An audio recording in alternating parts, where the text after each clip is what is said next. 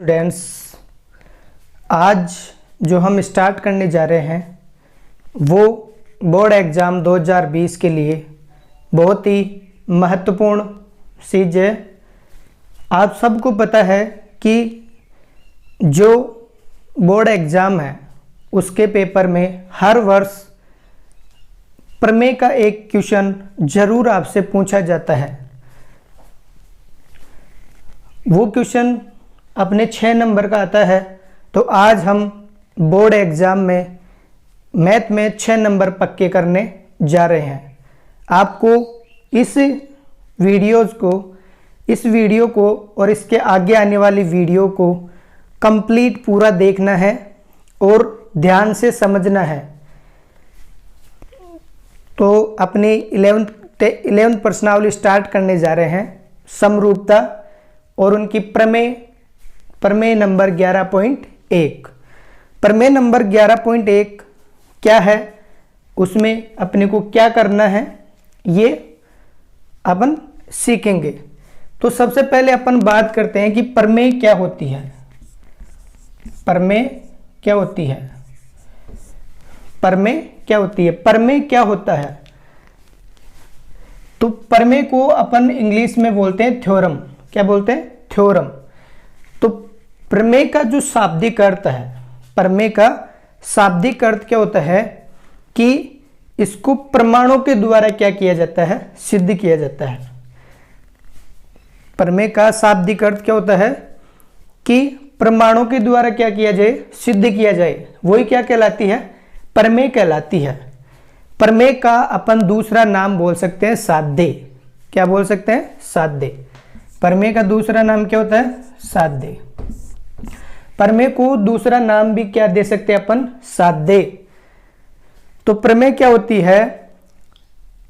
प्रमेय ये होती है कि जो सामान्य तर्कों से सिद्ध की जा सकती है, प्रमाणों के द्वारा क्या की जाती है? सिद्ध की जाती है। अब अपन स्टार्ट करते हैं प्रमेय नंबर 11.1। जो प्रमेय नंबर 11.1 है वो महान गणितज्ञ थेल्स ने दी थी और इसका नाम भी क्या पड़ गया है? थेल्स प्रमेय। थेल्स प्रमेय का जो दूसरा नाम है, इस थेल्स प्रमेय को अपन क्या बोल सकते हैं? आधारभूत आनुपातिक प्रमेय। थेल्स प्रमेय को दूसरा नाम क्या दे सकते हैं अपन? आधारभूत आनुपातिकता प्रमेय। अगर आपके एग्जाम में थेल्स प्रमेय ना देके आपसे पूछ लिया जाए कि आधारभूत आनुपातिकता प्रमेय को सिद्ध कीजिए, तो आपको कंफ्यूज नहीं होना है। जो थेल्स प्रमेय है उसी का दूसरा नाम क्या है? आधारभूत आनुपातिकता प्रमेय। अब थेल्स प्रमेय है क्या? सबसे पहले अपन इस प्रमेय को ध्यान से पढ़ेंगे और इसमें क्या क्या दे रखा है और अपने को कैसे हल करना है वो देखना है। तो देखिए यहाँ पर प्रश्न दे रखा है, जो प्रमेय है वो दे रखा है कि किसी त्रिभुज की एक भुजा के समांतर खींची गई एक रेखा। आपको प्रमेय क्या दे रखी है कि कोई एक त्रिभुज है, कोई एक त्रिभुज दे रखा है, इस त्रिभुज की एक भुजा के समांतर। तो अपन पहले एक त्रिभुज बना लेते हैं। तो यहाँ पर ये त्रिभुज बना लिया, इसका नामकरण कर देते हैं। ये त्रिभुज P, Q और क्या है? R। त्रिभुज क्या दे रखा है? P, Q, R। यहाँ पर जैसे अपने को प्रमेय दे रखा है वैसे अपन ने ये बना लिया चित्र। प्रश्न कह रहा है, प्रमेय में क्या कह रहा है कि किसी त्रिभुज की एक भुजा के समांतर, ये त्रिभुज है। अब इस भुजा के समांतर, त्रिभुज की इस भुजा के समांतर, किसी भी एक भुजा के समांतर, जरूरी नहीं है कि किसी अन्य भुजा के समांतर खींची जाए। कोई भी एक भुजा ले लो, या तो आप PQ के समांतर खींच सकते हो, या PR के समांतर खींच सकते हो, या फिर QR के समांतर एक रेखा खींचनी है। तो अपन लेते हैं कि QR के समांतर एक रेखा खींचते हैं। तो यहाँ पर क्या कह रहा है आगे? भुजा के समांतर खींची गई एक रेखा त्रिभुज की शेष दो भुजाओं को क्या करती है? प्रतिच्छेद करती है। यदि आप QR के समांतर रेखा खींच रहे हैं तो PQ और PR को, ये जो रेखा खींचेंगे वो दो जगह प्रतिच्छेद करेगी। दो बिंदुओं पर प्रतिच्छेद करेगी। यदि आप पी आर के समांतर रेखा खींच रहे हो तो ये जो रेखा है वो क्यू आर को और पी आर को दो जगह प्रतिच्छेद करेगी, दो बिंदुओं पर प्रतिच्छेद करेगी। और यदि आप पी आर के समांतर रेखा खींच रहे हैं तो जो रेखा है वो पी क्यू और क्यू आर को दो बिंदुओं पर क्या करती है, प्रतिच्छेद करती है। तो अपन ले लेते हैं पी क्यू आर, यहाँ पर बिंदु एस और टी, यहाँ पर बिंदु ले लिया एस और टी। यहाँ पर ये जो रेखा है एस टी, ये जो रेखा है एस टी, जो एस टी रेखा है वो इस त्रिभुज की तीसरी भुजा के तो क्या दे रखा है, समांतर। क्यू आर के तो क्या दे रखा है, समांतर। बाकी जो दो अन्य भुजा बच गई है पी क्यू और पी आर, इन दोनों भुजाओं को क्या करती है, वो यह रेखा दोनों भुजाओं को क्या करती है, समान अनुपात में विभाजित करती है। समान अनुपात कैसे, पी एस बटावा एस क्यू और पी टी बटावा टी आर, ये दोनों क्या होंगे, बराबर होंगे। यहाँ पर नामकरण आप कुछ भी कर सकते हो, जरूरी नहीं है पी क्यू आर ई आई, आप इनका नाम ए बी सी डी भी दे सकते हैं। क्या दे सकते हैं, ए बी सी और यहाँ पर डी, और ये क्या ले सकते हो आप, ई भी ले सकते हो। नामकरण में आप कुछ भी नाम दे सकते हो, जरूरी नहीं है कि ए बी सी डी हो, पी क्यू आर हो, कुछ भी नाम दे सकते हो जो आपको अच्छा लगे वो। तो यहाँ पर ये जो त्रिभुज ए बी सी है इसकी बी सी भुजा के समांतर एक रेखा खींची जाती है डीई। बी सी भुजा क्या है, समांतर एक रेखा खींची जाती है डीई। ये जो डीई रेखा है वो इस बीसी के तो समांतर है, और ए बी और ए सी को क्या करती है, समान अनुपात में विभाजित करती है। क्या करती है, समान अनुपात में विभाजित करती है। तो अब अपन इस प्रमेय को सिद्ध करते हैं। तो यहाँ पर सबसे पहले किसी भी प्रमेय को सिद्ध करने के लिए अपने को चार चीजें लिखनी पड़ती हैं। पहला आपको लिखना है कि क्या दिया हुआ अपने को, तो यहाँ पर लिखते हैं पहले दिया हुआ है, दिया हुआ है। क्या दिया हुआ है, देखो इसमें देखो किसी त्रिभुज की एक भुजा के समांतर खींची गई एक रेखा, त्रिभुज की एक भुजा के समांतर खींची गई रेखा। तो क्या दिया हुआ है अपने को कि जो डीई है वो समांतर है किसके, बीसी के। तो यहाँ लिखेंगे त्रिभुज ए बी सी में, त्रिभुज ए बी सी में, ए बी सी में क्या दे रखा है, डीई समांतर बीसी। तो यहाँ लिखेंगे डीई समांतर बीसी, डीई समांतर बीसी। इसके बाद देखिए दिया हुआ लिख दिया, इसके बाद आपको लिखना है सिद्ध करना है। क्या करना है, सिद्ध करना है।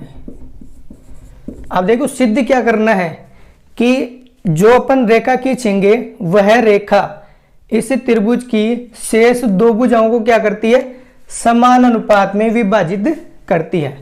तो यह रेखा दोनों भुजाओं को क्या करती है, समान अनुपात में विभाजित करती है।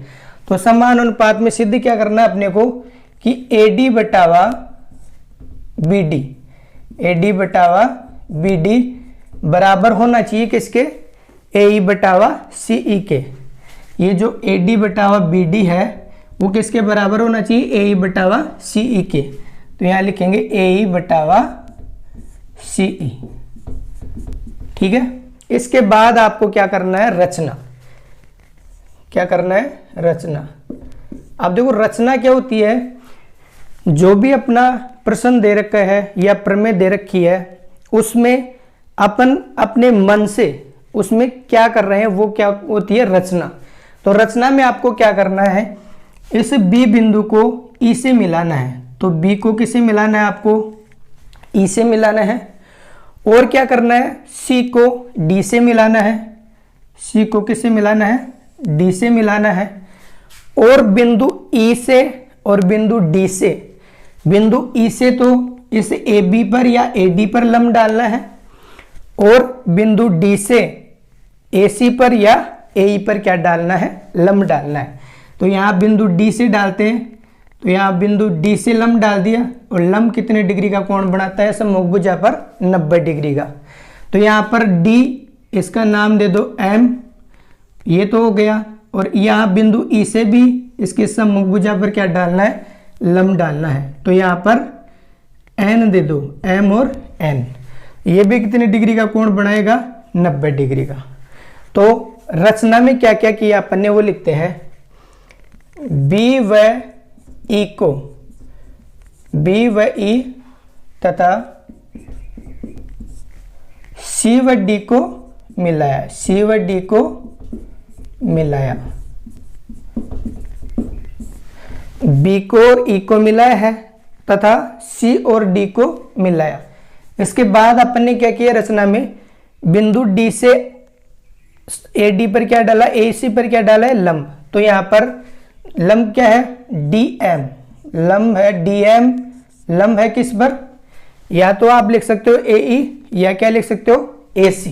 तो अपन ए सी लिख देते हैं पूरा, तो ए सी। तो डी एम लंब है किस पर, ए सी पर। ऐसे ही जो एन ई है, एन ई या ई एन लंब किस पर है, ए बी पर, एन ई लंब किस पर है, ए बी पर। तो यहाँ पर क्या हो जाएगा, ए बी। देखो पहला आपको लिखना है, दिया हुआ है, दिया हुआ क्या था प्रश्न के अंदर जो प्रमेय है उसी में दिया हुआ है कि किसी त्रिभुज की एक भुजा, कोई त्रिभुज लेना है आपको और इसके समांतर एक रेखा खींचनी है। तो अपन ने त्रिभुज ले लिया ABC और इसके समांतर एक रेखा खींच दी है DE समांतर BC। तो D अपन ने रेखा खींचा तो त्रिभुज की तीसरी भुजा की क्या है, समांतर है। फिर इसके बाद आपको लिखना है सिद्ध क्या करना होता है। तो सिद्ध क्या करना था अपने को कि जो त्रिभुज की शेष दो भुजा बच गई AB और AC, ये जो D रेखा है वो इस त्रिभुज की दो भुजाओं को क्या करेगी, समान अनुपात में विभाजित करे। ये है अपने को सिद्ध करना था। तो क्या सिद्ध करना है, AD बटावा BD बराबर है किसके, AE बटावा CE के, AE बटावा CE के। सिद्ध करना लिख लिया। इसके बाद रचना, रचना का मतलब होता है अपन इस प्रमेय में या प्रश्न में अपने मन से क्या कर रहे हैं, अपने मन से क्या कर रहे हैं। तो अपने मन से क्या किया अपन ने, B को E से मिलाया है, C को D से मिलाया है और बिंदु D से और E से इनकी सम्मुख भुजाओं पर क्या डाला है, लंब डाला है। वो अपन ने यहाँ पर रख दिया, लिख दिया कि B व E तथा C व D को क्या किया अपन ने, मिलाया है। और DM लंब है किस पर, AC पर, और NE लंब है किस पर, AB पर। इसके बाद आता है उपपत्ति। क्या आता है, उपपत्ति। तो उपपत्ति में क्या है, जो अपने को सिद्ध करना है, क्या करना है, जो अपने को सिद्ध करना है कि AD बटावा BD बराबर AE बटावा CE। इसको सिद्ध करने के लिए आपको दो त्रिभुज लेने होंगे। क्या लेने होंगे, दो त्रिभुज। अब यहाँ पर देखो AD बटावा BD ये लाना है, तो अपन ये वाला पूरा त्रिभुज लेते हैं। तो एक त्रिभुज तो आपको लेना है ADE, क्या लेना है, ADE, और दूसरा क्या लेना है, BDE। तो यहाँ लिखते हैं उपपत्ति में त्रिभुज ADE, त्रिभुज ADE व त्रिभुज BDE में, त्रिभुज BDE में, त्रिभुज ADE व त्रिभुज BDE में। अब देखो आपको क्या लेना है, ये दोनों त्रिभुज ले ली है, इन दोनों त्रिभुजों का क्या लेना है, आपको क्षेत्रफल लेना है। क्या लेना है, क्षेत्रफल। तो इन दोनों त्रिभुजों का क्षेत्रफल लेंगे। तो यहाँ पर त्रिभुज ADE का क्षेत्रफल, ADE का क्षेत्रफल बटावा त्रिभुज BDE का क्षेत्रफल। देखो कोई भी जो त्रिभुज होता है ना, उसका सिंपल जो सूत्र होता है क्षेत्रफल का, वो क्या होता है, 1/2 आधार इंटू ऊंचाई, 1/2 आधार इंटू ऊंचाई। तो अपन यहाँ त्रिभुज ADE का क्षेत्रफल लेते हैं। तो यहाँ पर जो त्रिभुज ADE है इसका आधार तो क्या हो जाएगा, AD, इसका आधार तो क्या लेना है आपको, AD, और इसकी ऊंचाई क्या हो जाएगी, NE, ऊंचाई क्या हो जाएगी, NE, ऊंचाई क्या लेना है आपको, NE या DM, या क्या ले सकते, NE लेना है आपको। क्या लेना है, NE। तो यहाँ पर 1/2 आधार तो क्या लेना है, AD इंटू ऊंचाई क्या लेनी है आपको NE, तो यहाँ पर NE। इसी प्रकार से दूसरा त्रिभुज क्या दे रखा है BDE का क्षेत्रफल, तो इसका भी क्या आ जाएगा 1/2 और इसका आधार क्या हो जाएगा अब BD, क्या हो जाएगा BD, तो आधार हो गया BD और ऊंचाई क्या रहेगी वही NE। अब देखिए यहाँ से 1/2 से 1/2 कट गया और NE से NE कट गया, तो क्या बच गया AD/BD। तो यहाँ लिखते हैं त्रिभुज ADE का क्षेत्रफल बटावा त्रिभुज BDE का क्षेत्रफल, BDE का क्षेत्रफल ये किसके बराबर है, क्या बचा है AD/BD, AD/BD। ये समीकरण नंबर क्या हो गया 1। जैसे अपन ने यहाँ पर दो त्रिभुज लिए हैं ADE व त्रिभुज BDE, उसी प्रकार से इसी AB भुजा का तो अपने ले लिया, अब आपको लेना है AC भुजा से। तो AC भुजा से भी आपको वही दो त्रिभुज लेने हैं, एक तो हो जाएगा त्रिभुज ADE और दूसरा त्रिभुज क्या हो जाएगा CDE। तो यहाँ पर आगे लेते हैं त्रिभुज ADE, त्रिभुज ADE व त्रिभुज CDE में, त्रिभुज CDE में अब देखिए अपने को लाना है AE और EC, तो इन दोनों त्रिभुजों का भी क्या लेना है आपको क्षेत्रफलों का अनुपात लेना है। तो यहाँ पर त्रिभुज ADE का क्षेत्रफल बटावा त्रिभुज CDE का क्षेत्रफल, त्रिभुज CDE का क्षेत्रफल। तो यहाँ पर ADE का क्षेत्रफल क्या होगा वही 1/2 आधार, ADE का आधार ये वाली भुजा ले रहे थे तो इसका आधार क्या लिया था AD, अब AC वाली भुजा ले रहे हैं तो इसका आधार क्या आ जाएगा AE, तो 1/2 आधार AE इंटू ऊंचाई क्या हो जाएगी अब DM, इसकी सम्मुख भुजा पर कौन सा लंब डल रहा है DM, तो ऊंचाई क्या हो जाएगी DM बटावा त्रिभुज CDE का क्षेत्रफल, CDE का क्षेत्रफल आधार 1/2, इसका आधार देखिए, इसका आधार क्या है CE, तो यहाँ पर आधार क्या आ जाएगा CE इंटू ऊंचाई क्या दे रखी है DM, भाई AC भुजा पर क्या डल रहा है DM लंब डल रहा है, तो इसकी ऊंचाई क्या हो जाएगी DM, DM से DM कैंसिल हो गया, 1/2 से 1/2 कैंसिल हो गया, क्या बच गया AE/CE। तो यहाँ पर लिखते हैं अपन त्रिभुज ADE का क्षेत्रफल बटावा त्रिभुज CDE का क्षेत्रफल, CDE का क्षेत्रफल बराबर क्या दे रखा है AE/CE, AE/CE, AE/CE। ये समीकरण नंबर क्या हो गया 2। अब देखिए यहाँ पर ये जो प्रश्न दे रखा है इसमें दे रखा है अपने को त्रिभुज ADE का क्षेत्रफल बटावा त्रिभुज BDE का क्षेत्रफल, और इसमें दे रखा है त्रिभुज ADE का क्षेत्रफल बटावा CDE का क्षेत्रफल। यदि इस त्रिभुज का क्षेत्रफल और इस त्रिभुज का क्षेत्रफल अपन बराबर सिद्ध कर दें तो AD/BD और AE/CE दोनों क्या आ जाएंगे बराबर।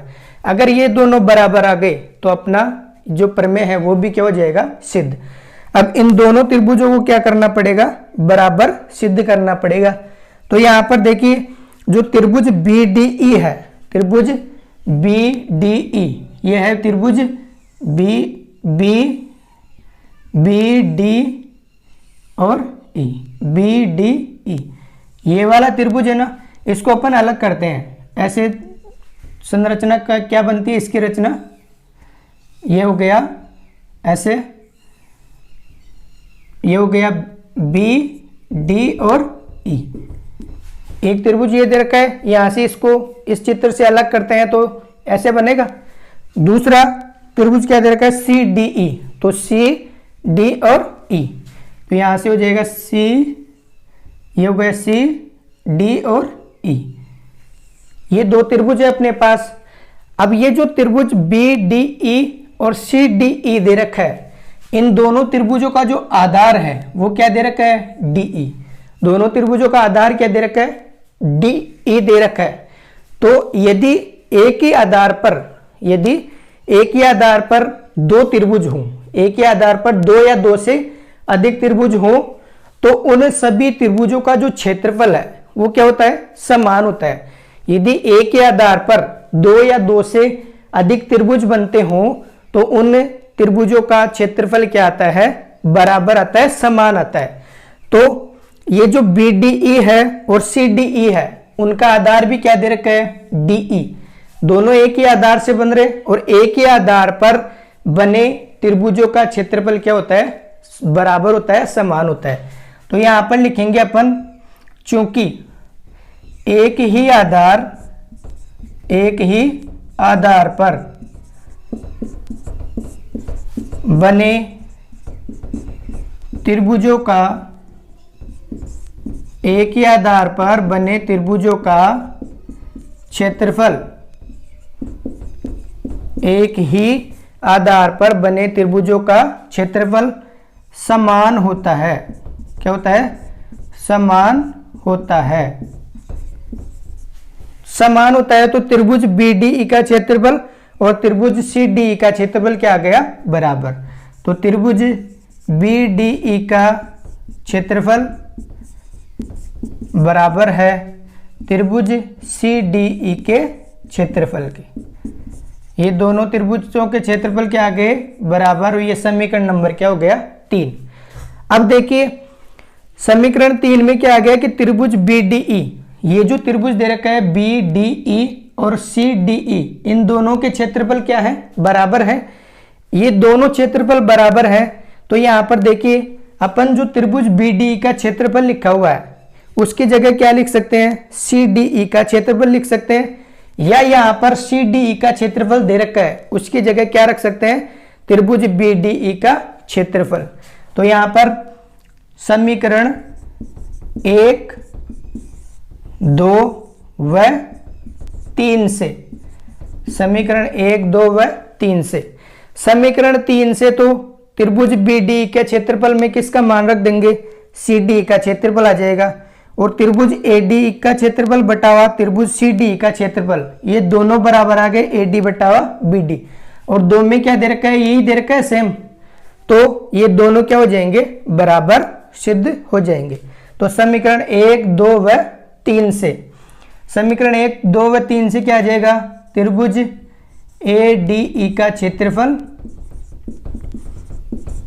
बटावा त्रिभुज सी डी ई का क्षेत्रफल, त्रिभुज सी डी ई का क्षेत्रफल बराबर, यहां भी क्या आ जाएगा, त्रिभुज ए डी ई का क्षेत्रफल, ए डी ई का क्षेत्रफल बराबर त्रिभुज सी डी ई का क्षेत्रफल, सी डी ई का क्षेत्रफल। अब देखिए यहां पर इसका मान क्या दे रखा है, AD, तो AD हो जाएगा त्रिभुज AD का क्षेत्रफल बटावा CD का क्षेत्रफल क्या दे रखा है, AE। तो ये क्या आ जाएगा, AD बटावा BD, AD बटावा BD।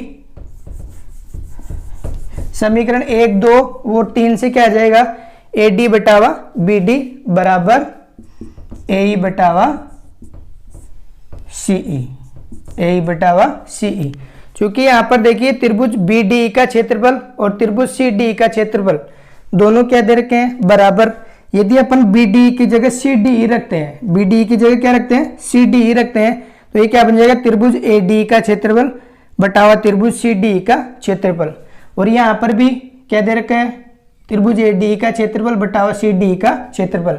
तो यहाँ इसमें इसका क्या रख देंगे, मान रख देंगे, और इसका मान क्या बन जाएगा, त्रिभुज ADE का क्षेत्रफल बटावा त्रिभुज BDE का क्षेत्रफल, और इसका मान क्या दे रखा है, AD बटावा BD।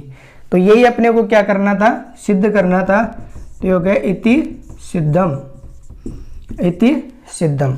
ठीक है, आगे के वीडियो में आगे के क्वेश्चन की अपन बात करते हैं। नेक्स्ट जो प्रमेय है 11.2, जो 11.2 प्रमेय है उसकी अपन बात करते हैं। तो 11.2 जो प्रमेय है वो इस प्रमेय का क्या दे रखा है, विलोम। इस प्रमेय का क्या दे रखा है, विलोम। तो विलोम का मतलब क्या होता है, उल्टा। विलोम का मतलब क्या होता है, उल्टा। अब देखिए आपको क्या करना है, जो इस प्रमेय में दे रखा है, जो दिया हुआ है, जो दिया हुआ है इस प्रमेय में, वो तो अपने को विलोम में क्या करना होता है, सिद्ध करना होता है। और जो सिद्ध करना होता है वो क्या बन जाता है, दिया हुआ बन जाता है। विलोम का मतलब ये होता है। तो यहां पर अपन बात करते हैं प्रमेय 11.2 और थेल्स प्रमेय का क्या हो जाएगा, विलोम। देखिए प्रमेय नंबर 11.2 स्टार्ट करते हैं। अभी प्रमेय नंबर 11.2 जो दे रखा है वो प्रमेय नंबर 11.1 का क्या है, विलोम। विलोम का मतलब क्या होता है, वैसे तो उल्टा होता है, लेकिन आपको उल्टा मतलब उसका उल्टा नहीं करना है। क्या करना है, जो प्रमेय नंबर जो थेल्स प्रमेय में दे रखा है, जो थेल्स प्रमेय में दे रखा था उसमें जो दिया हुआ था उसको तो अपने को क्या करना होगा, अब सिद्ध। विलोम का मतलब जो प्रमेय नंबर 11.1 में जो दिया हुआ था उसको तो क्या करना है, अपने को सिद्ध करना है। और जो सिद्ध करना था वो इस प्रमेय में क्या बन जाता है, दिया हुआ बन जाता है। तो ध्यान से देखना है आपको। देखो यहां पर अपने को प्रमेय दे रखी है, यदि एक रेखा है जो किसी त्रिभुज की दो भुजाओं को क्या करती है, वो समान अनुपात में बांटती है। तो अपन पहले त्रिभुज बना लेते हैं। त्रिभुज आप कोई भी नाम दे सकते हो, कैसा ही अपना नामकरण कर सकते हो, उस त्रिभुज का नामकरण कर सकते हो। तो त्रिभुज ले लेते हैं अपन, त्रिभुज ए बी और सी। जो त्रिभुज ए बी सी है इसकी दो भुजाओं को क्या करती है, कोई रेखा समान अनुपात में बांटती है। तो अपन ने एक रेखा ले ली डी और ई।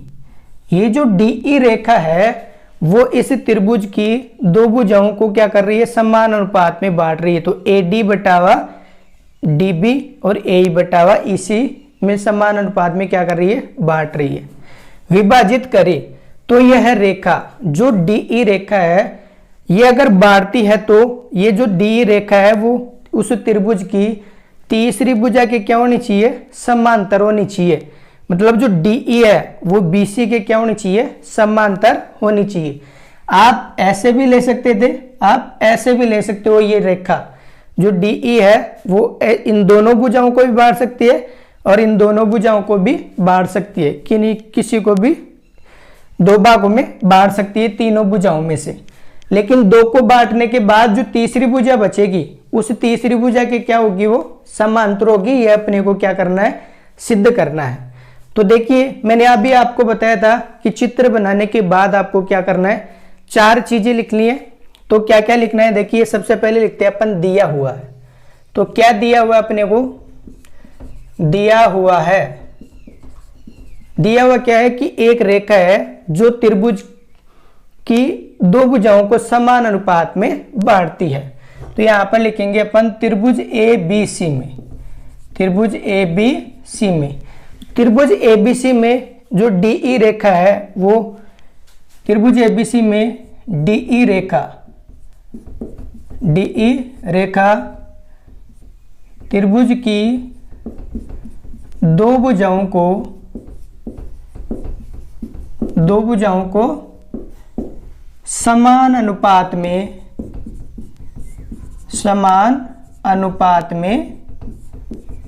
विभाजित करती है।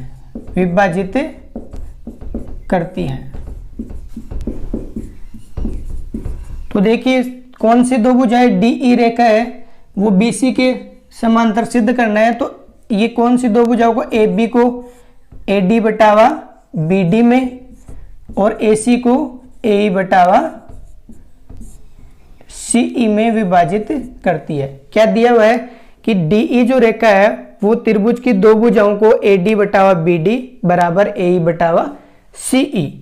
इसके बाद अपने लिखा था कि सिद्ध क्या करना होता है अपने को, तो यहाँ लिखेंगे सिद्ध करना है, सिद्ध करना है। तो सिद्ध क्या करना है अपने को कि जो DE है वो समांतर है किसके, BC के। तो सिद्ध करना है DE समांतर BC, DE समांतर BC, DE समांतर BC। इसके बाद मैंने बताया था आपको कि आपको क्या करनी है, रचना करनी है। तो रचना करनी है, तो यहाँ पर रचना करते हैं। रचना में आपको क्या करना है, जो बिंदु D है उस बिंदु D से इस BC के समांतर एक रेखा खींचनी है। क्या करनी है, जो बिंदु D है उसके, जो बिंदु D है तो BC के समांतर बिंदु D से क्या खींचनी है, रेखा खींचनी है जो इस BC के क्या है, क्या हो, समांतर। तो यहाँ पर रेखा कहते हैं अपन, इसका नाम दे देते हैं अपन बिंदु F, ये हो गया और ये क्या आ जाएगा F। अब रचना में क्या किया अपन ने, बिंदु D से F को मिलाया जो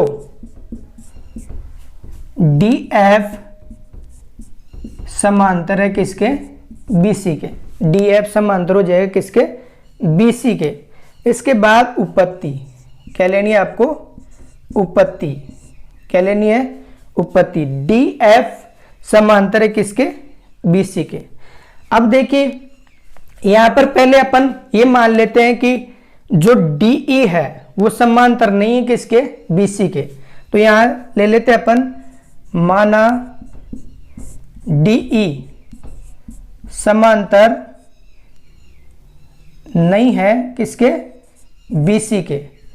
माना DE समांतर नहीं है किसके, BC के, तो DF समांतर है किसके, BC के। DF समांतर है किसके, BC के। यदि DF जो रेखा है वो BC के समांतर है, DF जो रेखा है वो किसके समांतर है, BC के समांतर है, तो यहां लिखेंगे चूंकि DF समांतर BC, DF समांतर BC। यदि कोई रेखा किसी त्रिभुज की तीसरी भुजा के क्या हो, समांतर हो, तो DF एक रेखा है जो त्रिभुज की तीसरी भुजा BC के क्या है, समांतर है। यदि कोई रेखा त्रिभुज की तीसरी भुजा के क्या हो, समांतर हो, तो वो बाकी अन्य दो भुजाओं को क्या करती है, समान अनुपात में बांटती है। तो DF इसके समांतर है, तो ये DF इसको बाकी अन्य भुजाओं को क्या करेगी, दो समान भागों में बांटेगी, AD बटावा BD और AF बटावा FC। तो यहां लिखेंगे चूंकि DF समांतर BC, तो इसलिए AD बटावा BD बराबर होगा किसके, AF बटावा CF के। ये क्या हो जाएगा, AF बटावा CF। ये कहां से लिया अपन ने, रचना से। कहां से किया है ये, सॉरी 11.1 प्रमेय से, 11.1 प्रमेय से। अब देखिए, और इसका नाम दे देते हैं अपन समीकरण नंबर 1। अब देखिए यहां पर अपने को सिद्ध क्या करना था कि DE समांतर BC, तो यहां लेंगे परंतु DE समांतर BC, DE समांतर क्या है, BC हो, DE समांतर क्या हो, BC। तो ये जो DE है वो भी किसके समांतर है, BC के समांतर है। यहां अपन ने ये तो माना ही था, ये तो क्या माना था कि ये बराबर नहीं है, और क्या है, DF है समांतर। अब यहां पर अपन मान रहे हैं वापस कि DE समांतर किसके हो, BC के हो, तो ये जो DE है वो इस BC के समांतर हो गई, तो ये जो DE रेखा है वो AB को और AC को समान दो भागों में बांटेगी, AD बटावा BD और AE बटावा FC। तो यहां पर AD बटावा BD बराबर ए ई बटावा एफ सी, ए ई बटावा सी ई, ए ई बटावा सी ई। ये समीकरण नंबर 2, ये समीकरण नंबर क्या हो गया 2। और ये भी किससे है, परमेय 11.1 से, परमेय 11.1 से। अब देखिए यहाँ पर डी ई समांतर बी सी के है, तो ए डी बटावा बी डी हो गया बराबर ए ई बटावा सी ई हो गया।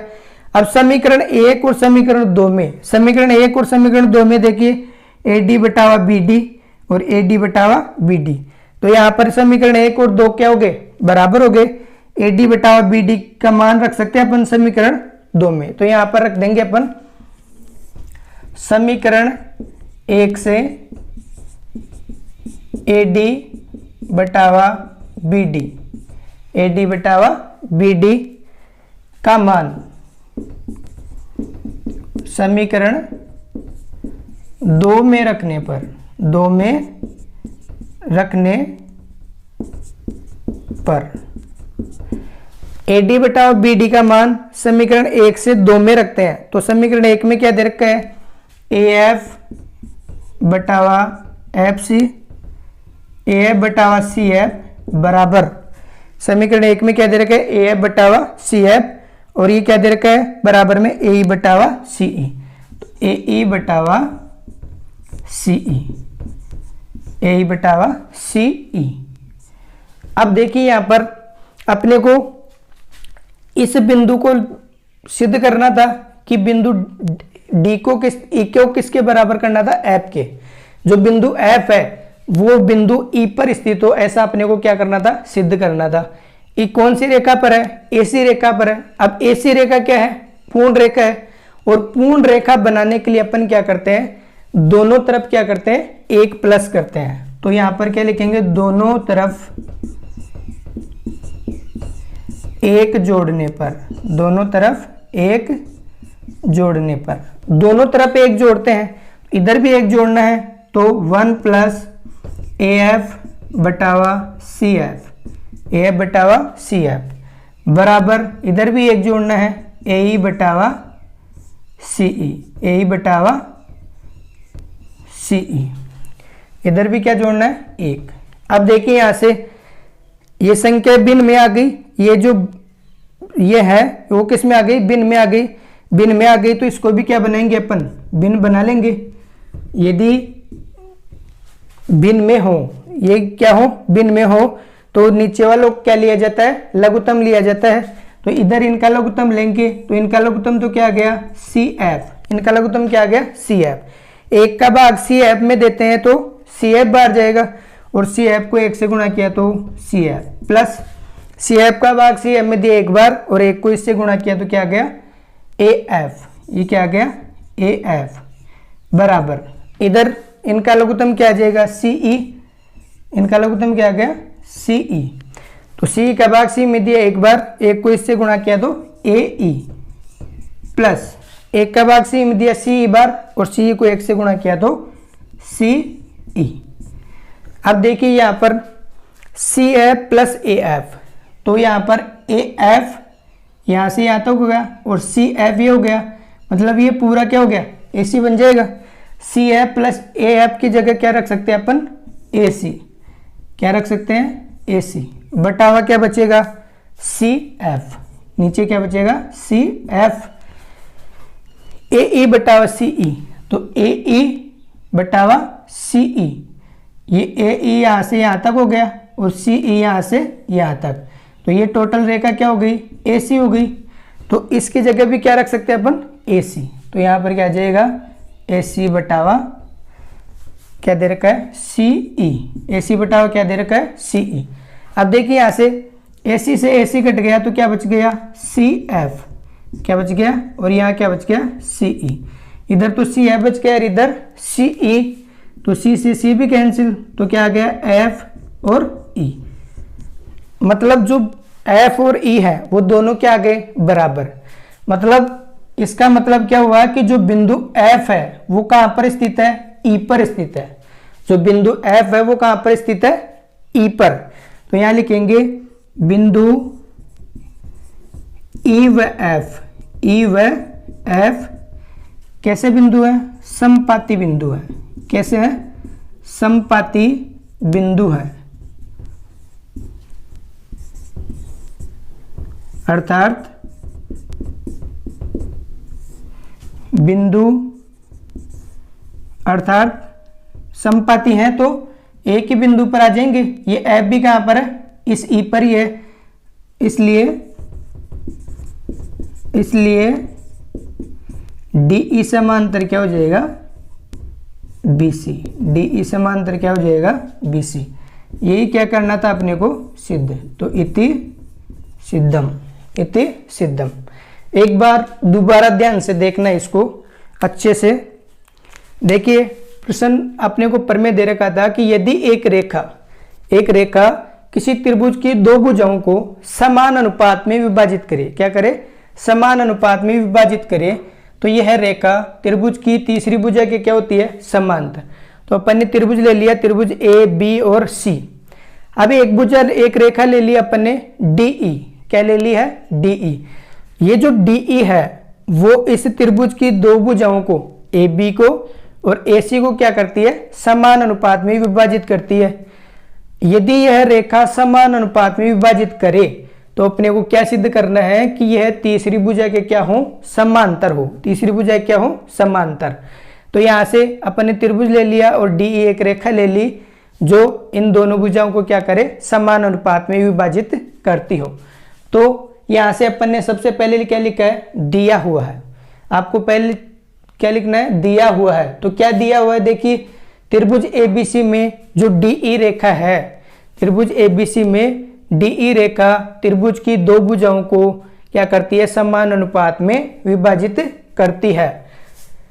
तो कौन सी दो भुजाओं को? AB को और AC को। तो AB को तो किन भागों में बांटती है? AD बटा BD और AC को AE बटा CE के अनुपात में क्या करती है? वो विभाजित करती है। इसके बाद अपने को क्या करना था कि सिद्ध क्या करना है? तो यहां लिखा है सिद्ध करना है। सिद्ध क्या करना था कि जो DE रेखा है जो त्रिभुज की दो भुजाओं को समान अनुपात में बांटती है, वह BC के, त्रिभुज की तीसरी भुजा BC बच गई तो BC के क्या हो? समांतर हो। तो DE समांतर BC। अब रचना में क्या किया अपन ने? रचना में क्या किया है? बिंदु D से बिंदु D और F को क्या किया है? मिलाया है। बिंदु D और F को मिलाने पर जो DF है वो किसके समांतर मान लिया अपन ने? BC के समांतर मान लिया। D को और F को मिलाया तो DF किसके समांतर हो गया? BC के समांतर मान लिया। अब देखिए उत्पत्ति में अपन ने ये मान लिया पहले ये मान लिया कि जो DE है वो समांतर नहीं है किसके? BC के। DE को समांतर नहीं माना BC के, तो DF को समांतर मान लिया किसके? BC के। तो DF यदि समांतर हो गया BC के तो ये त्रिभुज की दो भुजाओं को समान अनुपात में बांट चुका है और ये तीसरी भुजा क्या है? समांतर है। यदि तीसरी भुजा के समांतर है तो त्रिभुज की दो भुजाओं को समान अनुपात में बांटेगा, प्रमेय नंबर 11.1 से। ठीक है, तो यहाँ पर जो DF वो समांतर है BC के, तो AD बटा BD बराबर क्या हो जाएगा? AF बटा CF, AF बटा CF। लेकिन परंतु अपने को क्या सिद्ध करना था कि DE समांतर है किसके? परंतु DE समांतर क्या है? BC के। ये तो अपन ने माना था, लेकिन है तो ये, तो DE समांतर BC, तो DE यदि समांतर है तो वो भी त्रिभुज की दो भुजाओं को क्या करेगा? समान अनुपात में बांटेगा। तो AD बटा BD बराबर AE बटा CE। ये प्रमेय नंबर 11.1 से। इसके बाद यहाँ पर देखिए समीकरण 1 और समीकरण 2 में AD बटा BD का मान AF बटा CF दे रखा है। यहाँ भी AD बटा BD का मान क्या दे रखा है? AE बटा CE। तो AD बटा BD का मान रख देते हैं अपन किसी भी समीकरण में, या तो समीकरण 1 का मान 2 में रख दो या 2 का मान 1 में रख दो। तो यहाँ पर समीकरण 1 से AD बटा BD का मान समीकरण 2 में रखने पर, समीकरण 2 में मान रखेंगे तो यहाँ पर इसका मान रखेंगे AD बटा BD का क्या? AF बटा CF। तो यहाँ पर रख दिए AF बटा CF बराबर क्या दे रखा है? AE बटा CE। तो AE बटा CE। अब देखिए अपने को यहाँ पर ये पूर्ण रेखा बनानी थी। क्या बनानी थी? पूर्ण रेखा बनानी थी, क्योंकि जो बिंदु E और F है वो दोनों बिंदु किस पर है? ऐसी रेखा पर स्थित है। ऐसी रेखा पर स्थित है इसलिए अपन को इसको क्या बनाना था, पूर्ण रेखा बनाना है। तो पूर्ण रेखा बनाने के लिए आपको क्या करना होता है, दोनों जो साइड है वाम पक्ष और दक्षिण पक्ष, दोनों जो साइड है बराबर के, उन दोनों में क्या जोड़ना होता है, एक प्लस करना होता है। तो यहां लिख दिया अपने दोनों तरफ एक जोड़ने पर, एक जोड़ते हैं तो 1/1 प्लस AF/CF बराबर AE/CE प्लस 1/1। जब इनका लघुत्तम लेते हैं, हल करते हैं तो ये आ गया, और CF plus AF, CF plus AF ये टोटल क्या है, AC। तो यहां रख दिया अपन ने AC। आगे बन रहा है AE प्लस CE, तो AE प्लस CE, तो ये टोटल क्या है, AC है, तो यहां पर AC रख दिया। अब AC से AC कैंसिल हो गया तो क्या बचा, CF/CE, C से C कैंसिल हो गया तो F बराबर क्या आ गया, E। मतलब F और E जो बिंदु है वो दोनों क्या है, एक ही है। एक ही, जब एक बिंदु के ऊपर दूसरा बिंदु रहता है तो वो क्या होते हैं, समपाती बिंदु होते हैं। तो यहां लिख दिया अपने बिंदु E व F कैसे बिंदु है, समपाती बिंदु है, इसलिए जो F है वही E है और जो E है वही क्या है, F है। तो DE समांतर क्या आ गया, BC इति सिद्धम। आज के वीडियो में इतना ही। आगे के जो वीडियो आएंगे उसमें आगे की प्रमेय करवाई जाएंगी, तो आपको इन प्रमेय को ध्यान से पढ़ना है और अच्छे से समझना है, और जो वीडियो है उनको पूरा देखना है। धन्यवाद।